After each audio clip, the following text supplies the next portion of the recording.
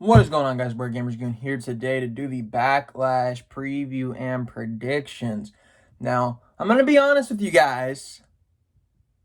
I usually go into these shows with an open mindset that it could be a good show, that there's matches on the show that I think could make this show better.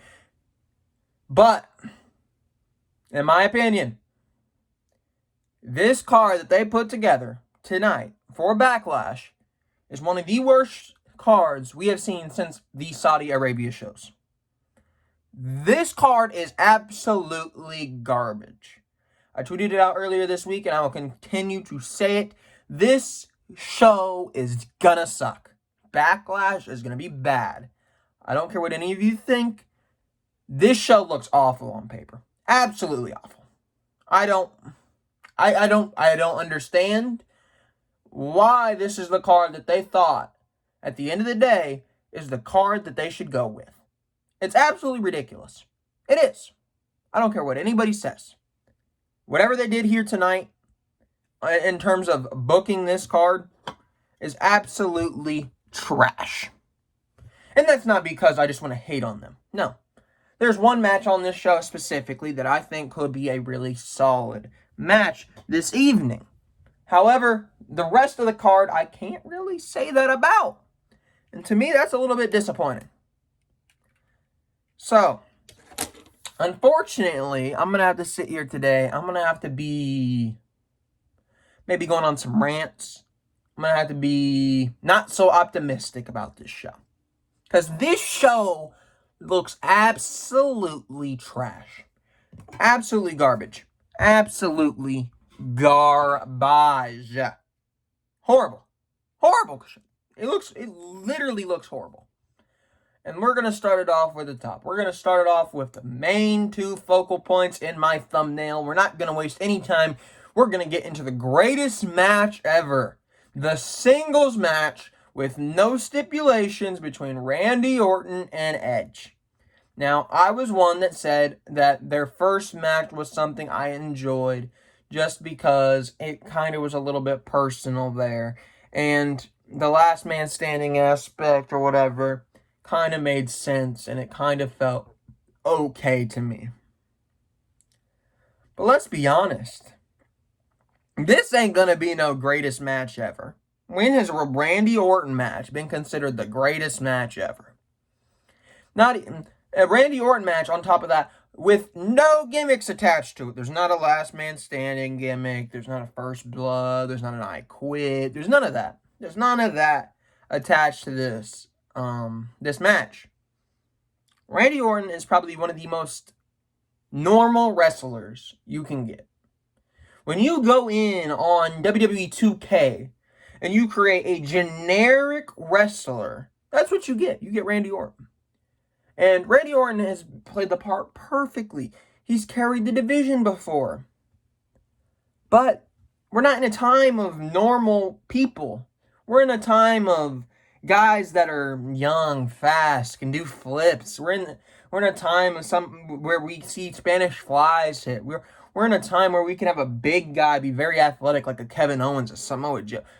It's evolved since Randy Orton's been at the top. I don't think Randy Orton gonna be having no 5-star match in 2020. And then on top of that, with a guy that has not had a singles match, a one-on-one match with no gimmicks attached for how many years? 10 plus years in Edge? I'm sorry. It's not going to be that great. It's not going to be the greatest match ever. I'm pretty sure we all could have predicted that. If you wanted to base this match based off solely just the promo work between the two, it could be good because it's been decent promos. However, at the end of the day, it's two guys that that everybody in the community should know is not going to have a great match. They're just not. I'm not going to get behind the moniker. I'm not going to sit here and act like this match could steal the show, because it can't. It won't. I'm not excited for this match. I really am not. It's just another match to get Edge another match because Edge is Edge and everybody loves Edge. I do love Edge, don't get me wrong, but we can do without this whole greatest match of all time. We can do without another match with Randy Orton. We don't need any of that. I just don't think that's going to be a very good match at all, for being honest with ourselves. I do believe this match has already been pre-filmed, already. It's one of the few matches that have been pre-filmed. I think it's probably the only match that's been pre-filmed, to my knowledge at least. So, hopefully they do their editing magic, but I don't know. They had time with Mania, and we all saw how lackluster Mania felt, so I don't know if you can put too much faith in the WWE creative team and WWE production team to make this match something special, because I don't really know if it is that special. Next, let's get into another underwhelming match. We got Asuka and Nia Jax, and woo! We love Asuka here, don't get me wrong. But really, her first pay-per-view title defense is against Nia Jax? Nia Jax! What's Nia Jax done except injure people, huh? Why is she getting this title shot? Just because she's a big, dominant woman? Come on. Make her earn something. Give me a reason as to why Nia Jax, out of all people, the one that just returned, is going right on to face Asuka. Why isn't she doing a friend match against Kairi Sane? Why isn't she giving opportunities to somebody else down the line? Maybe an Natalia. Maybe, definitely don't want to see an Italian match, but just an example. I don't understand why Nia Jax is here. Nia Jax, she's not great. At the end of the night, Asuka's probably going to bring Nia Jax to one of her better matches of the year, because obviously Asuka's that good. But definitely not something I'm going to go out of my way to have hope for. There's no way that this isn't the most predictable match on the card. It's for the Raw Women's Championship. Asuka just got it. There's no reason for Nia Jax to even come close to holding a title. Asuka wins this match. It's not even debatable. I forgot to predict the Edge versus Orton match. Give me Orton. It's not much to say about that, but I don't know about Asuka here.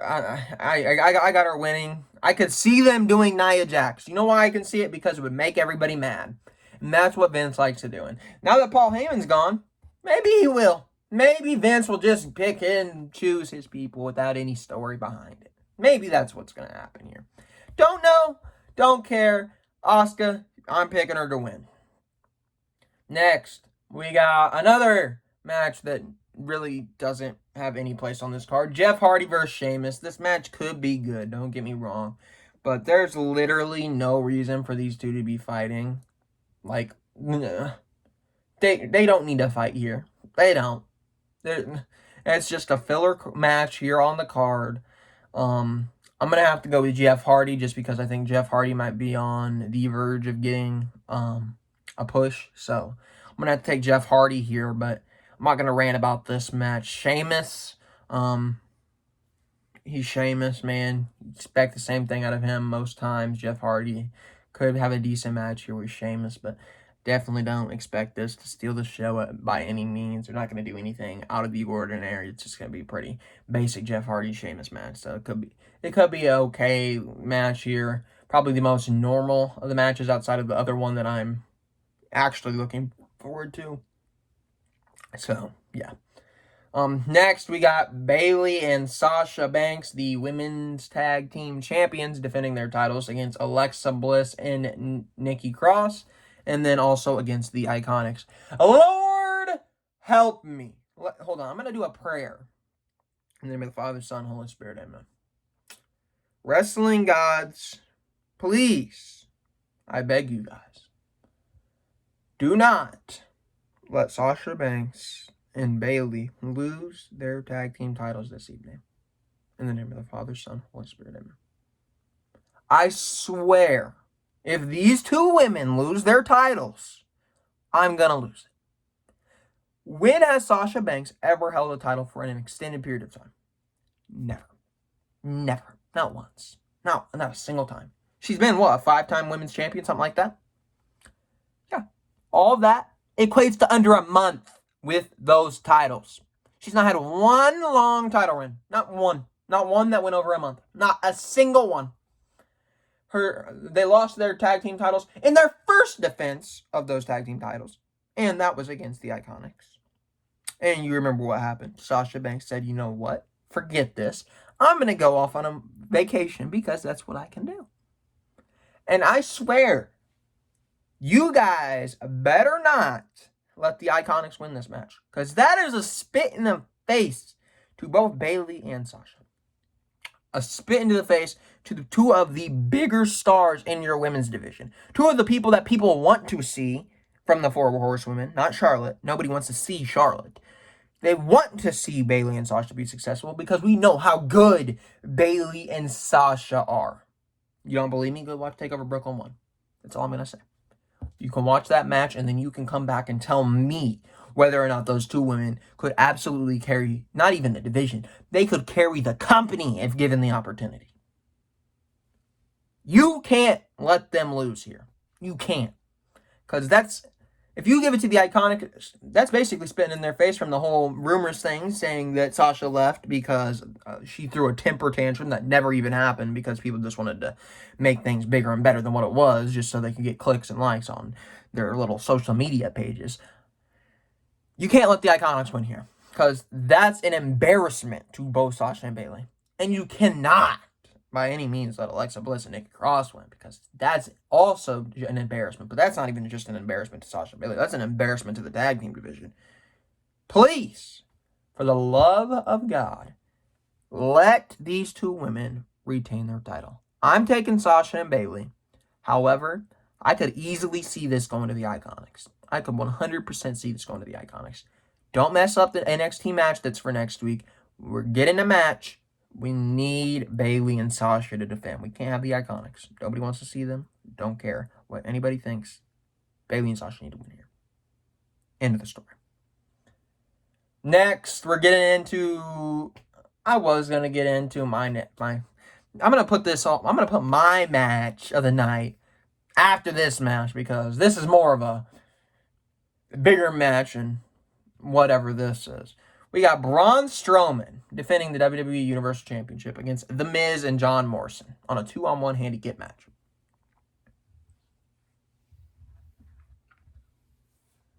What are they doing? What are they doing? People already did not like Miz and Morrison. They definitely aren't the same Miz and Morrison from back in the day. They're not. Nobody cares about Miz and Morrison now. And then you got Braun Strowman, the champion that shouldn't be, defending his title against people that not a lot of people are fans of right now. And I gotta be honest with you. I'd be okay with The Miz winning the title here. I would. You know why? Because I don't like Braun Strowman. I don't like him. I don't like the way he has been within the past 3 to 4 months. He's been a clown on social media. He doesn't deserve this. This was Roman's spot that he just swooped in and took. I don't understand why this match is on the card. I don't understand why it's a 2-on-1 handicap match. I don't understand why this was needed. I don't understand why they couldn't put anybody else in this position rather than Miz and Morrison. This match is going to also be horrible. The only person in this match that might have some saving grace is John Morrison. That's how it is. That's how it is. I'm going to have to go the predictable route, though. I'm going to have to say that Braun Strowman is probably going to win this match. I don't see him dropping the title to Miz or Morrison. But definitely not. It's not enticing to look at on paper. It's definitely not. It's not a match that I'm going to go out of my way and say, you know what? If I had to buy this pay-per-view, I wouldn't be buying this pay-per-view. I wouldn't even be buying it for the one match I am excited for. Yet alone, the entire card. This card is ridiculous. I mean, Braun Strowman versus Miz and Morrison. That's going to be the one you put on your pay-per-view sales when you guys finally do get rid of the network and you go back to ESPN and do pay-per-view sales. That's what you want to do? You want to put that match on the card? And you expect that match to sell? You're funny. That match ain't selling anything. I don't care who you are, you're not going to look at this match and you're not going to be enticed to buy a pay-per-view if this was a pay-per-view you had to purchase. I don't care who you are. Yeah, it's not going to happen. It's just not going to happen. And now I'm going to get on to the part that you guys are probably going to like, because obviously I'm not going to be toxic about this one. And I'm sure you guys will appreciate that, because we like to spread good vibes for the most part here in the IWC, the Internet Wrestling Community. Same thing with the YWC and the YouTube Wrestling Community. We like to spread those good vibes. This is a match that I love. I'm not going to complain about it. I do think that there should have been somebody else maybe in this spot based off the match we saw on Raw, but I'm not going to sit here and complain about it. Apollo Crews versus Andrade. You can see I'm wearing the Andrade shirt. I love Andrade. He's a very, very good in-ring performer. Go watch any of his matches in NXT when he was the NXT champion. The kid's got it. Then Apollo Crews, a guy that at first I said they definitely brought him up way too soon. He was way too green to be there. He just didn't find a character yet. I'm loving Apollo Crews within the last month. This guy is the United States champion. And he didn't really change his character at all. He really didn't. The only thing different now is Apollo Crews is, as I would say, just more of a focal point, really. He didn't change his character. He's still the smiley Apollo Crews we know and love. Apollo Crews didn't really change his character. He's not a heel now. He's not different than what he was. He's just picking up victories. It's a new vibe with Apollo Crews. He's picking up victories, and I love Apollo Crews. I've said it multiple times that Apollo Crews has all the athleticism in the world to be something special. The only problem is he didn't have a character, and they wouldn't push him. Apollo Crews, right now in this United States title run, is doing an exceptional job. And then on top of that, you're going to have him in a match later tonight with a guy that I know can put on a very good match in Andrade. We've seen it before with Andrade. He's done it with Johnny. He's done it with Aleister. He's done it with many people. Andrade can wrestle. Apollo can wrestle. This match, if given the right amount of time, could steal the night. Actually, I'm going to put that beside it. This match will be the night stealer as long as this match goes more than 6 minutes. If this is a squash match, I'd be extremely disappointed. If it's a cheap match, I'll be extremely disappointed. I want to see these guys go at it for a full 10 to 15 minutes. I want to see what both guys have, because this match is going to be the match of the night. When you look back at Backlash and you're going to look back at a very bad card, this will be the one match that is going to stand out and say, you know what? At least this card had something that was good. At least this card had something at the end of the night where we weren't too disappointed, because at the end of the night, we got a really goddamn good match here between these two. I hope that's the case. I really do. I hope it's given an amount of time. That being said, I'm going to have to go off on a limb, and I'm going to have to go with Apollo Crews, just because Apollo Crews is a recent victor of the United States champion. So I think he is going to continue his title reign for now. But I am looking forward to that match. That is going to be a match that, if you go on my Twitter at GamersGoonYT, you're probably going to see me rave about it, because I love me some Apollo Crews. I love me some Andrade, as you can see with the shirt, man. I really do hope this match is the match of the night, because a lot of these other matches just don't scream like they could even have a possibility of being match of the night. So this is definitely the match that, out of all these matches on this card, that I'm looking forward to the most. So that is very good here. I would love these two guys. Let's see what they can do later on this evening. And let's get right into the main event of the evening. The best match to ever be on this card. Better than Edge and Orton. Better than Braun and Miz. This match screams excitement. We got Drew McIntyre defending his WWE Championship against Mr. Charisma himself, Bobby Lashley. Woo! Don't get me wrong, I love Drew McIntyre. I think Drew McIntyre is a great champion. I really do love what Drew McIntyre's done with the championship. The only thing I could say during this title run through Drew McIntyre is he needs a crowd. However, This match is not going to be bad just because it's Drew McIntyre. This match is going to be bad because it's Bobby Lashley versus Drew McIntyre. And I wouldn't be surprised if Bobby Lashley takes the title off him. Why? Because Vince is booking this show. Vince and Bruce Pritchard are booking this show. So this could be very bad. This could be a Bobby Lashley WWE Championship title run coming tonight. I don't think I've had any title changes this evening. This could be the one. This could be the one. Lord help me. If Bobby Lashley wins this WWE Championship this evening, Twitter's going to explode. YouTube's going to explode. Everything's going to explode. You can't let Bobby Lashley win. You know why you can't? Because the man's got nothing that anybody wants to see. Not a single thing. I don't know why this match is on the card. I don't know why you'd put Bobby Lashley in this position. I don't know any of that. I really don't. I'm not going to sit here and act like I do. I'm not going to sit here and act like Bobby Lashley deserves to be in this spot because he doesn't. We could have had anybody else. Literally anybody else. Could have seen a Kevin Owens here. We could have seen a Samoa Joe who's been on commentary.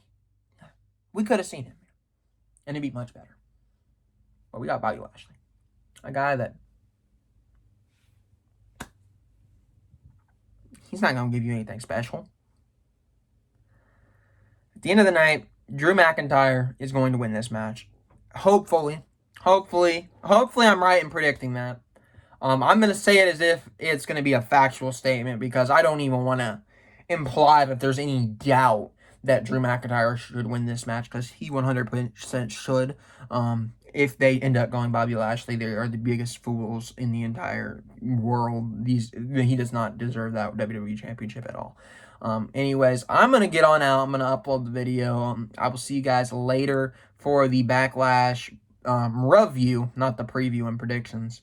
Hopefully we get a good show. Usually when we go on these shows with some low expectations, we are somewhat impressed with how they made the show look. Maybe it will be better than what I'm thinking it's going to be. Maybe we'll get a few good matches here.